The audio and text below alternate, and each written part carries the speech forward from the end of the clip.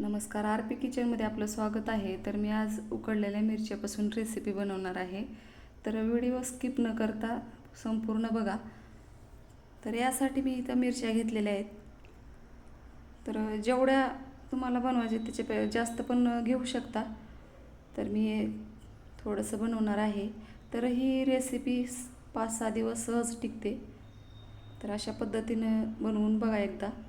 तर मी अशा पद्धतीने मिरच्या धुवून घेतलेल्या आहेत आणि मध्यभागी सुरीनं कट करायचे आणि 2 तुकडे करायचे आहेत. मोठ्या मिरच्या आहेत त्याच्यामुळं.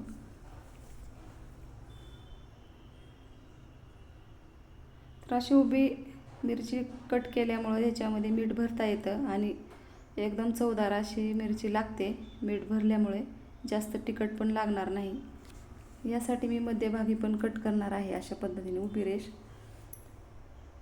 अशी मारायची आणि सर्व मिरच्या कट करून झालेल्या आहेत. आता मी याच्यामध्ये मीठ भरून घेणार आहे. तर थोडंसं चिमूटभर असं मीठ भरून घ्यायचे. तर सर्व मिरच्यामध्ये अशा पद्धतीने मीठ भरून घ्यायचे.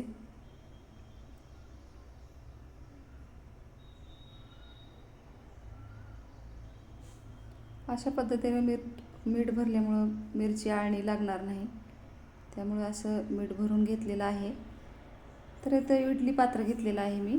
1 ग्लास पाणी टाकायचे. प्लेटमध्ये मिरच्या ठेवून घ्यायच्यात.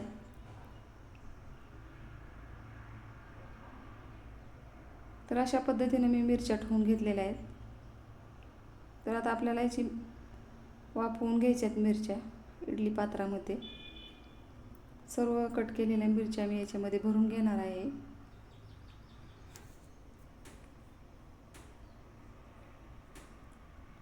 पाण्यात उकडल्यावर ह्याचं चव जाते, यामुळे मी अशा पद्धतीने उकड करून घेणार आहे मिरचीची. तर गॅसवर ठेवायचे, झाकण लावायचे आणि गॅस मध्यम ठेवायचा आहे. 10 ते 20 मिनटं अशा पद्धतीनं शिजवून घ्यायच्यात मिरच्या. तर आता इथं जास्त कोथिंबीर घेतलेली आहे मी. कोथिंबीर थोडीशी जास्त वापरायची. तर इथं लसूण अद्रक कट करून टाकला किंवा खिसून टाकला तरी चालते. तर मी अशी वरूनच लसूण पेस्ट बनवून टाकणार आहे. तर मिरच्या इथं उकडलेल्या आहेत. आता मी गॅसवर कढई ठेवली. ह्याच्यात तेल टाकायचे.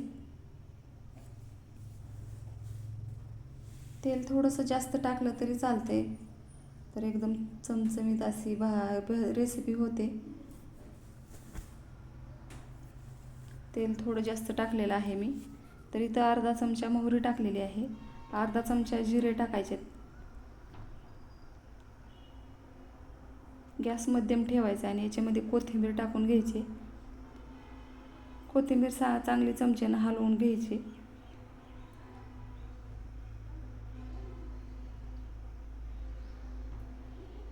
त्यात कोथिंबीर जास्त काळी पण पडू द्यायची नाही. तर याच्यामध्ये दही टाकून घ्यायचं आहे. तर दही इथं मी चमच्यानं मोपलं तर 3 चमचे आहे मोठ्या चमच्यानं पोहे खायच्या. तर इथं शेंगदाणा कूट टाकलेला 1 चमचा.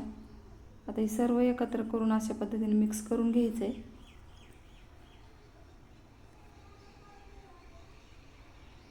छोटा चमचा 1 हळद टाकायची. मिक्स करून घ्यायचे.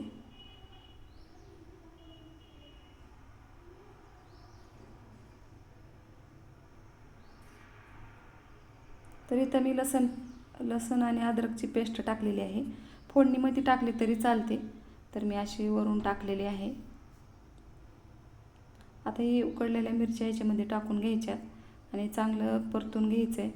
सर्व मसाला या मिरचीमध्ये जाईल अशा पद्धतीनं अशा चमच्यानं हलवून घ्यायचे. तर आता मी गॅस बंद करणार आहे. एकदम छान असं मिरच्या तयार झालेल्या आहेत.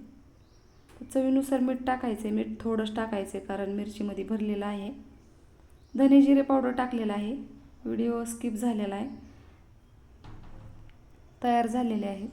बघू शकता एकदम टेस्टी अशा मिरच्या. आवडत असेल तर थोडीशी साखर टाकली तरी चालते. याच्यामध्ये गूळ किंवा साखर टाकली तरी चालते.